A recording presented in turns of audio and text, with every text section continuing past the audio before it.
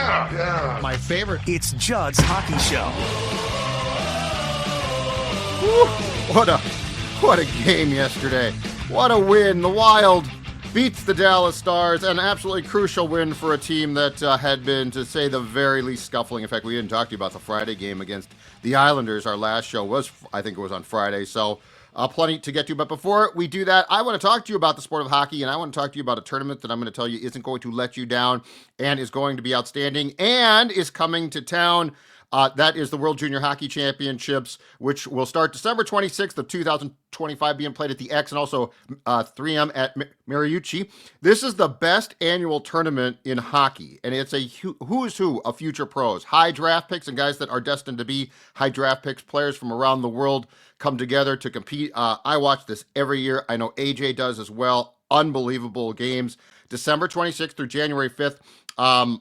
Tickets on sale, so lock in. Group play packages are actually on sale now. Go to worldjuniorsmn26.com. That's worldjuniorsmn26.com. These are 16-game packages for Group A or B, prelim games as well as quarterfinals, semifinals, bronze, and gold medal games. This tournament, I think the last time it was here was 1982. It was a pretty small deal back then. It is a huge deal now. If you are a hockey fan, bucket list item, do not miss this. World Junior Ice Hockey Championships. Okay, let's get to it, Age. So there's a lot of places to start here, but I think the most important is that this, with 4 games left for the Wild, they are now in the 8th and final playoff spot, which is wildcard 2 in the West. They have 91 points. They're 2 behind the extremely, just unbelievably red hot Blues. More importantly, they're 6 up on Calgary.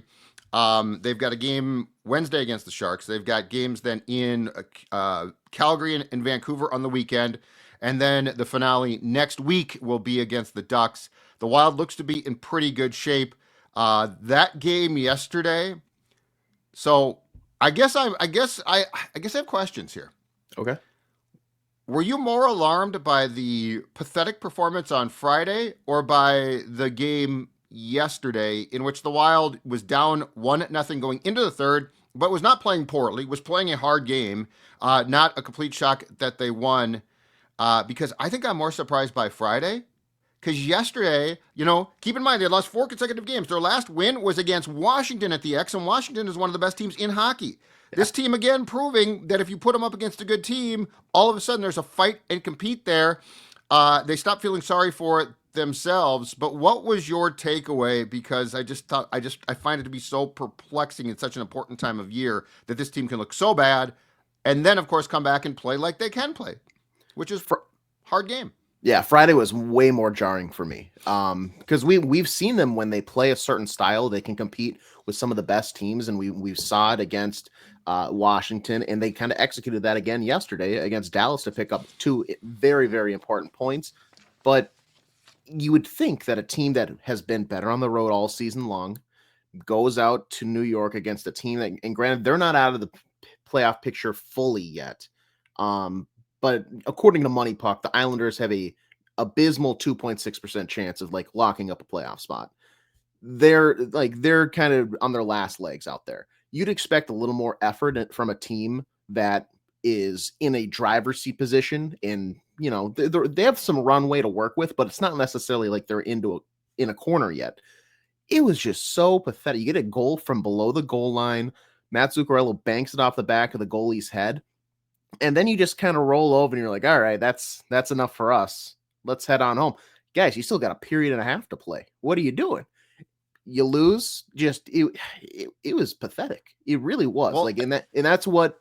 Yeah. When they're at their worst, that is what this team is. And that's the unfortunate part, because in some years we've seen this team, when they play a great team, they rise to that occasion. They play at that level. And then when they play a worse team, they it's still competitive, but they drop their play level. It seems like it's polar opposites in a sense, where when they play a bad team, they don't just play down to that level. They play 3 levels under that. And when they play a really good team, we saw it yesterday, they raise their play. You have to stay competitive and play a similar style against all these teams until you get, from what we're hearing, potentially 97 back Wednesday. Fingers crossed. And then maybe. who knows? It's ridiculous that we still are at this point of the year and there's still this many question marks. But there needs to be some level of consistency, and that's why Friday for me was just so much more. It caught me more off guard.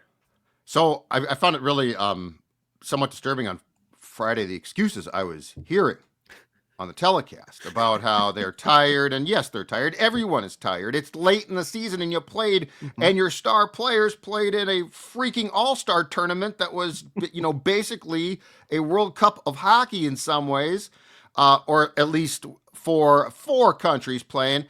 So yeah, you're tired. I don't care. What also disturbs me is I really feel like early in the season, the Wild had shed this label.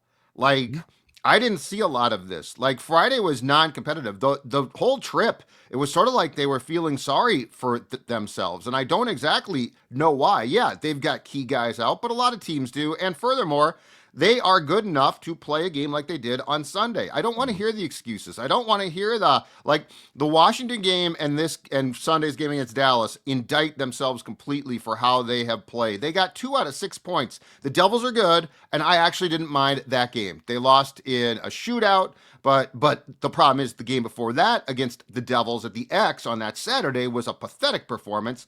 The Rangers game, I don't know what the hell they were doing because they decided to sort of go along with how the Rangers played the game, which is they don't care about defense, and the Wild completely dropped their structure. Like, Philip Gustafson deserves an apology note from this team. I don't fault him at all. He's played great. Now, I would have started Fleury on Friday just to give Gus a break, and technically you should be able to beat the Islanders with the future Hall of Famer in goal.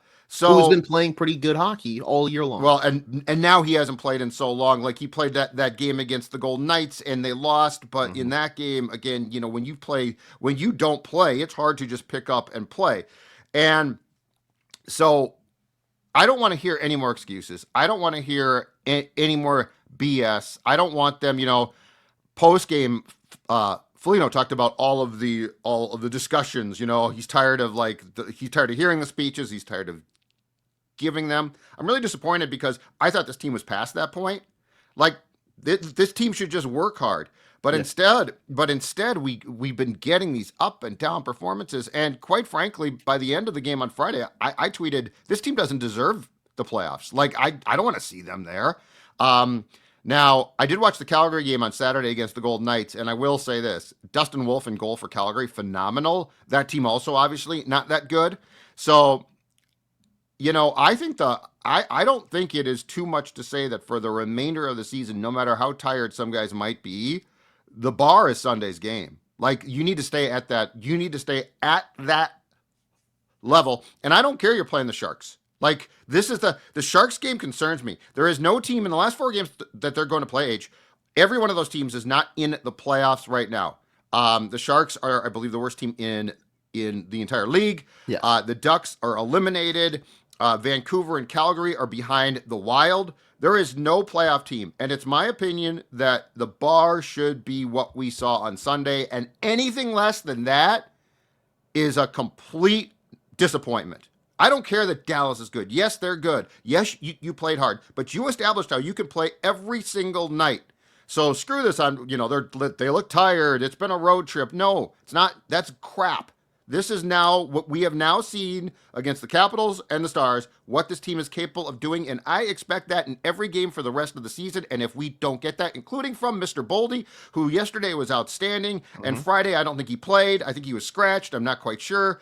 But that is what I expect every single game, and quit with the excuses. Nobody wants to hear it. Nobody feels sorry for you. You are in a position now to just go get the playoff spot, and I expect 4 phenomenal games against teams that aren't necessarily that good.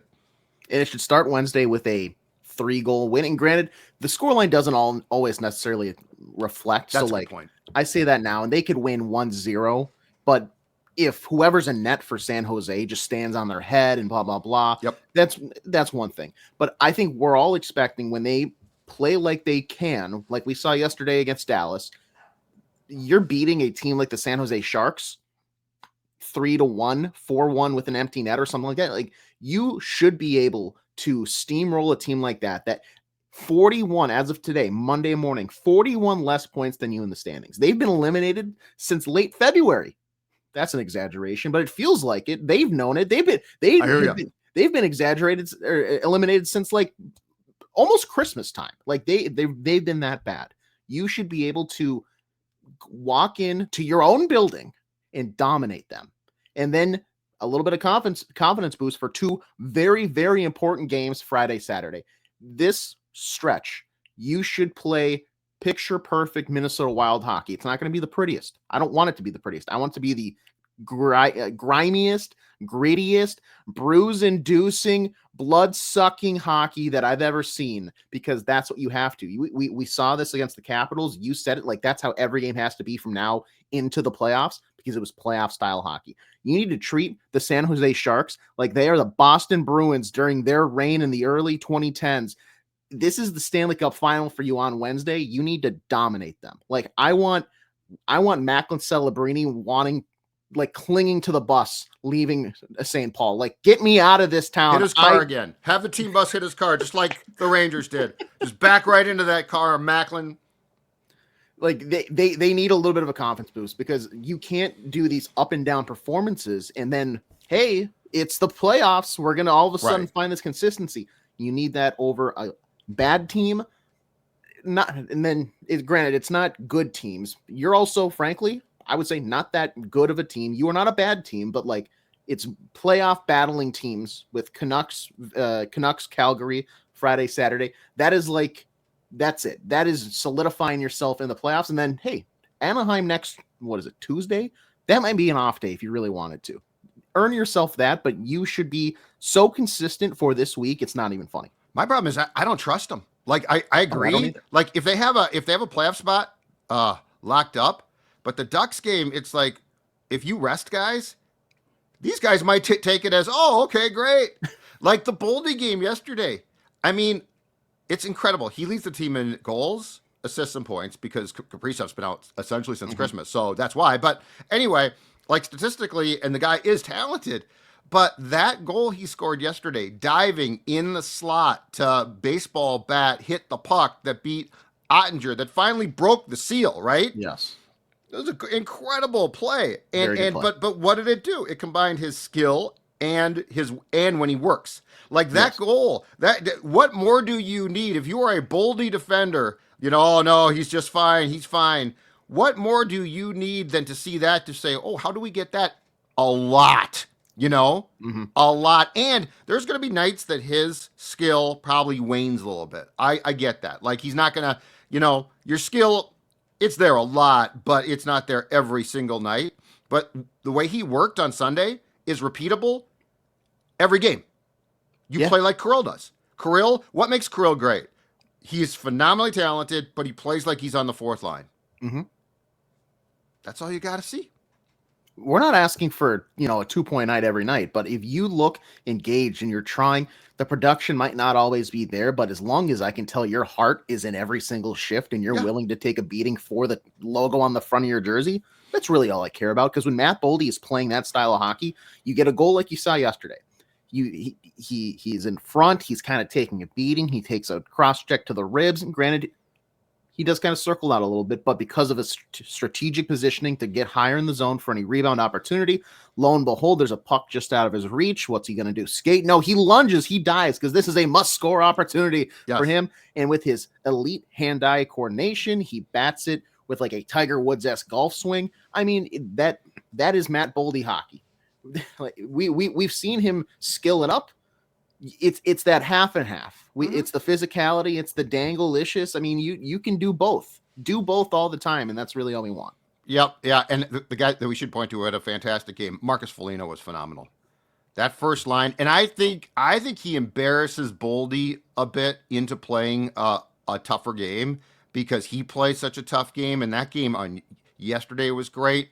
He scored a goal, which was just a work goal, went to the net. It's amazing what happens when he's playing with complete confidence too. Because like he works his ass off. He doesn't have the world's greatest skill, but when his skill comes out is when he is confident. And you could tell he was at the end of his rope by Sunday's game, and he's just like, screw it. I'm going to do something here. The penalty kill now, which in the past, the one good thing about the past five games, the penalty kill has killed 14 of 16 opportunities against, including 4 for 4 yesterday. Foligno's out there directing traffic on the PK yesterday.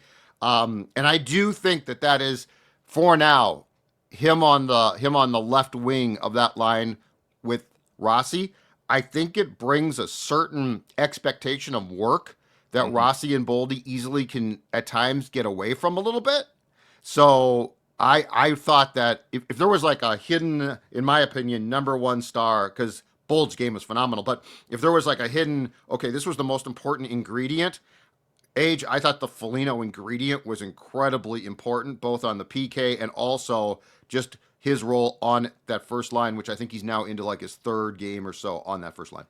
He's like, to use your ingredient thing, he's kind of like the seasoning for that line. Like, you can have a nice meaty chicken breast, but if there's no seasoning, it's going to be bland and it's going to be tasteless. But he brings a little salt, a little pepper, not just in the beer because he's an older man, but because like in his style of play, like he's going to go rub a guy out in the corner. He's going to get to the front of the net hard. He's going to bring that expectation of, hey, we're not going out there for this pretty tic-tac-toe passing, mainly because, guys, I probably can't do that every single shift. We have to play a certain style, which is we're getting deep in the zone. We're getting there aggressively.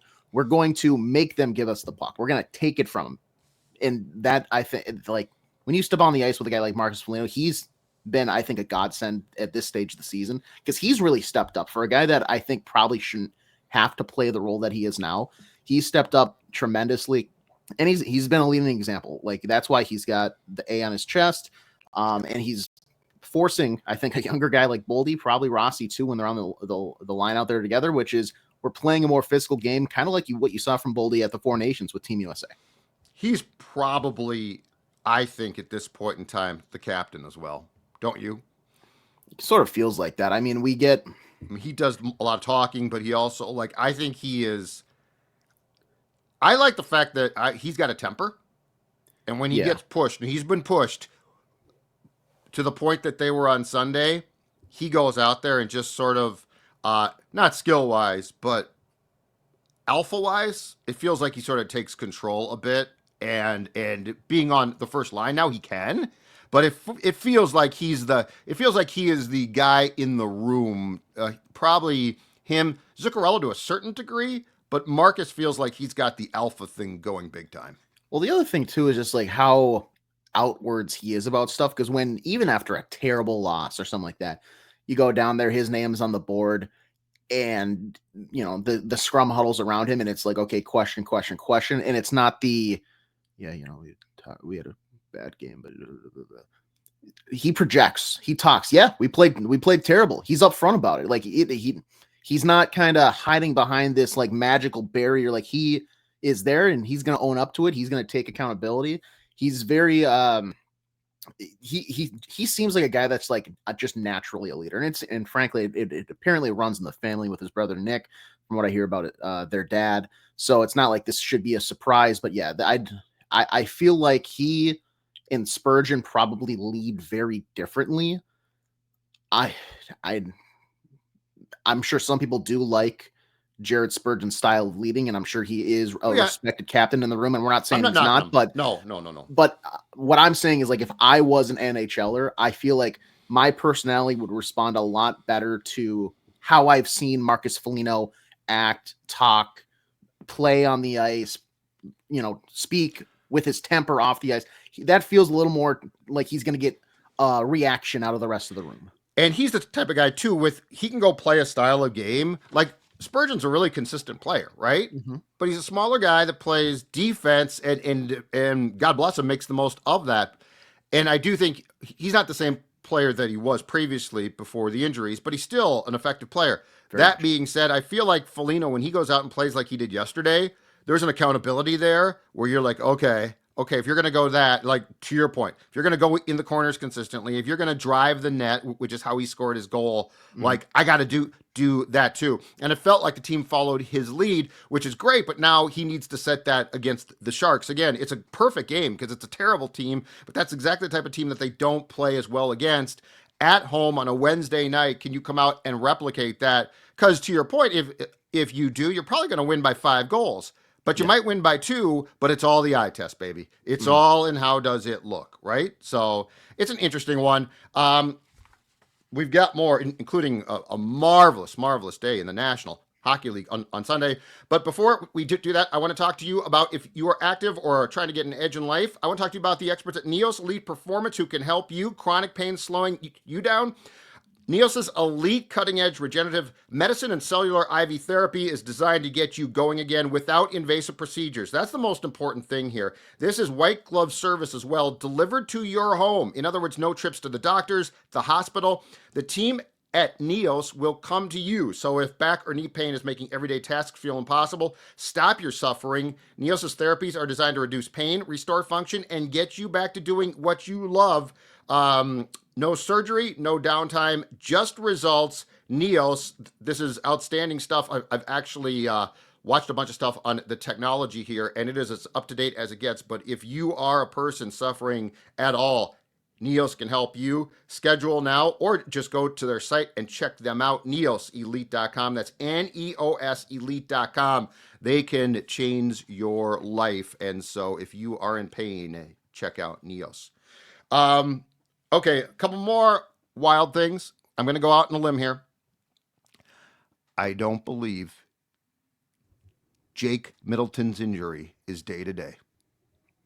What? Are you kidding me? Why aren't you taking their and he avoided a significant injury. I'm not making fun of that. It was a scary play. Oh my God. It was terrible to watch. But I am poking at the Wild who said, oh, thankfully he avoided anything serious. It's day to day.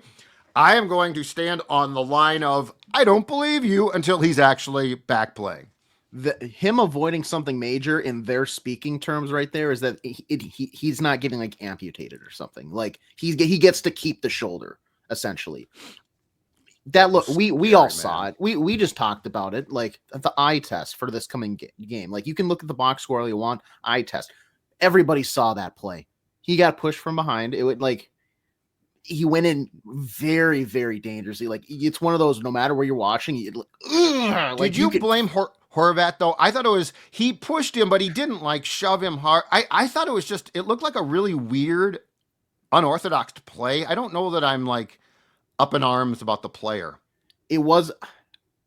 I'm very set on it wasn't malicious. I'm convinced it was like maybe 50-50. Like it was probably I don't like the push there going into the wall regardless. Because as a pro player, you got to recognize, okay, this guy's kind of hunched over. He's in a bad spot where if you push him, he's gonna go in poorly. Yeah. But also if you're going to the boards right there, don't be hunched over. Like it was a bad set of I'm not saying it was Jake Middleton's fault. I'm just saying I know what you're saying. It was a bad mix of things to happen at the exact same time. It was the type of situation that a player, including Jake, doesn't usually put himself in. Like those guys don't get hurt more because they know exactly sort of the spacing. Mm-hmm. Like they are incredibly smart, and Jake is too. The whole thing, and perhaps he didn't expect the shove from Bo. So like. But yeah, it didn't feel as malicious as it was just super unfortunate. Yes. Yeah. And I mean, we've seen Jake Middleton. That's a guy that can take a hit. Like he does that. I mean, when he's in the lineup, it hasn't been all 82 games, but for an 82 game season, he's doing that a handful of times a night where he gets that forechecker right on him, takes a big hit, and he knows how to take it. It was just a really bad, at the same time, stars unfortunately align. And I'm not, like you said, I'm not buying it that it's day to day. That feels like you would have to have gotten so lucky that there's not some sort of sprain in that AC joint or whatever. Because if it's I was worried about his neck at first too. Because his head torqued oddly. It's gruesome to watch full speed and even at slow mo because you see the little details. But I would not say it's day to day, especially based on what. And granted, I'm not a doctor, I'm not the team, but their track record this season. I was going to say that's okay. I'm not a doctor, but I don't believe anything they say now since I was told Kaprizov was day to day. Fool me once, Shame on you. Fool me twice. And they Shame did on play, me. and they did have Eric Sinek go to that tournament with a pre-existing, no question about it, leg problem. Sat out the game before because of that. Came back and played one game and pieced out too. So I'm skeptical. Now I hope it is. I hope he's back soon. Oh, yeah, but I will say the weird thing is, and John Hines called this, Declan Chisholm. If you put him, and this shows you how good Spurgeon is, right? If you put him with Spurgeon, he's fine. He actually plays well. They put him with Bogosian, gong show. And then they basically said we're not scratching him because of that terrible play against the Rangers. We're scratching him because if he's not in our top 4, he's just not as good. And they're right about that. I thought that was hilarious. Yeah, God, mentioning Bogosian, I know. Here, did you see the goal yesterday? Like, yeah, it's getting to the point where like he's in the right spot there. I think it's just so unfortunate. It just gives me a little more ammo. But yeah, no, I think it's that quote was funny. Speaking of quotes, and not to rewind here too much and dwell on the Jake Middleton thing, but what did you feel about? I think it was Bill Guerin's quotes about livid about don't ask Hines about this. Go ask the referee. I'm not going to say exactly what he said because this show would get taken down off YouTube, but called him a particular name. What are your thoughts on that? Because like we just talked about, I don't think it was malicious, but even then a trip isn't always malicious, but it will get called if it's a trip. So what do you feel about that? It got called as a penalty. Yeah. They wanted a major, which by the way, with the way that they were playing, they could have been, Horvat could have gotten a red card and ejected, and the Islanders could have played the rest of that game 5-on-4 and won the game. That's how bad the Wild was playing. I took from it that was a second half of the season achievement award of frustration. I think Bill, and I don't blame him. Yeah. And is he partially to blame? Yes. But I think that was a frustration. Injuries. Kaprizov's been out forever. Eriksson's been out. You just lost to the Islanders. You just lost to the Islanders. Now you've lost Jake. I think that was a whole thing. Before we get done, Alex Ovechkin, give me your thoughts on a record that is just phenomenal to set in the same amount of games that Wayne Gretzky played, by the way. Kudos to him because he had the opportunity, I think, against the Blackhawks on Friday night. Empty netter. He turns it down. He says, I don't want to do it that way. Amazing confidence, because that's like when a guy, like, what's the Bernie Mac movie where Mr. 3000, they like sit him for a couple games to get that final hit, and then it just never happens. Spoiler alert if you haven't seen the movie. But just confidence, like, I'm gonna score again. It's gonna happen again, but I want to do it against an actual goalie. Minor stat for you: Ilya Sorokin, despite playing in his division, never up until yesterday had gotten scored on by Alex Ovechkin. So how fitting is it that now Alex Ovechkin has scored against every single goalie he's ever played against? Ilya Sorokin was the last piece of that puzzle. Wow, interesting. Yeah. And what a goal! Like Tom Wilson with a less than ideal feed, he gets it to him, but it displayed just how good he actually was, because he corrals it, he gathers in the same motion and just lets it rip from essentially his office. Like it was all perfect. The celebration, perfect. I saw some people upset that they stopped the game for that, and I thought we were all on the same page too. That's the thing. I thought we were on the same page that we're fine with that because it's such a big achievement. I thought it was great. It was a good ceremony, and a miracle worker, because at this stage of the year, selling out UBS Arena. And did you see the ticket prices? The get-in prices, like it wasn't just sold out; it was sold out at and so. That's an interesting thing about stopping the game. If it had been a really meaningful game, I think you probably would have had a discussion. Like it would still happen, but you would have a discussion. No. But it's like, as you said earlier, the Islanders are dead, basically dead. So I mean, if there was ever a game to stop, but when Gretzky set the record in '94 against the Canucks in Los Angeles, they stopped the game. Gordie Howe came out. So, like, yeah, that was in the cards. That was going to take place. I thought that, and I saw the goals. I watched part of the game on Friday against the Blackhawks, in which he scored a couple of goals to tie the record. I will say this. for all of its faults, the NHL does this type of thing so well. So well. Like it was the celebration on Friday was great. Gretzky being there was great.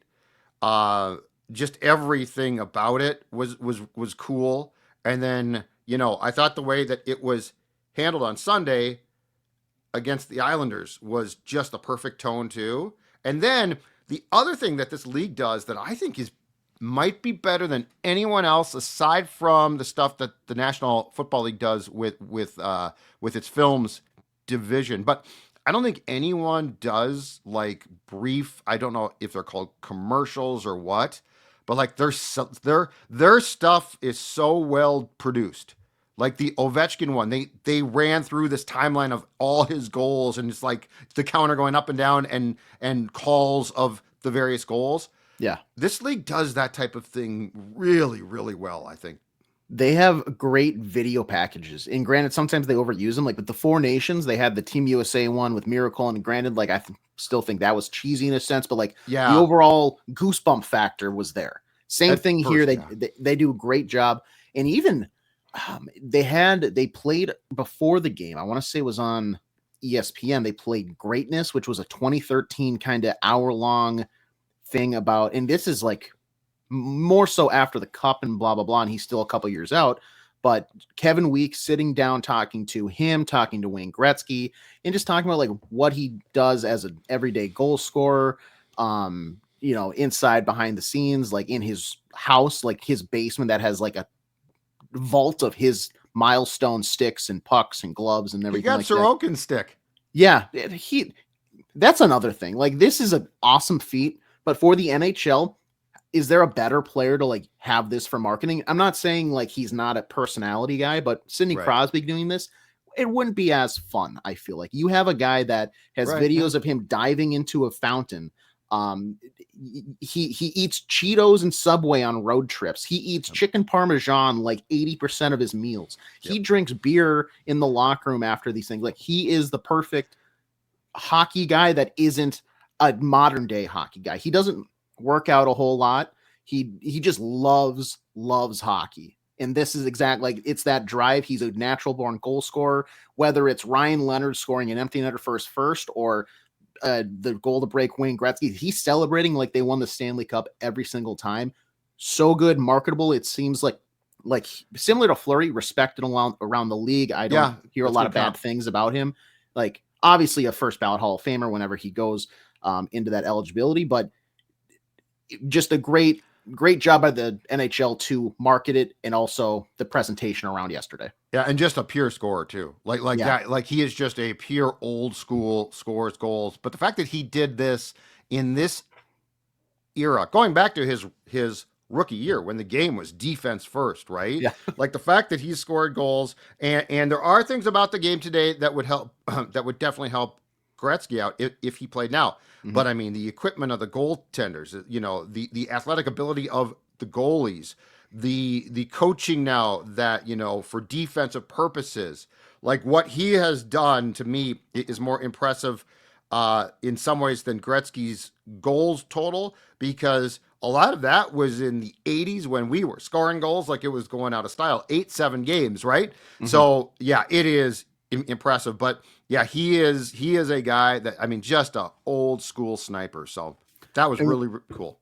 The one thing that I think is weird is like when you see right now, when you see Anthony Edwards posterize somebody, Adidas is on it with like a promotional video commercial thing. Congratulations. Yeah. So weird. And granted, I know he's been changing sticks all season long, but I've yet to see a Bauer or a CCM or whoever it was do any sort of, hey, you scored all the.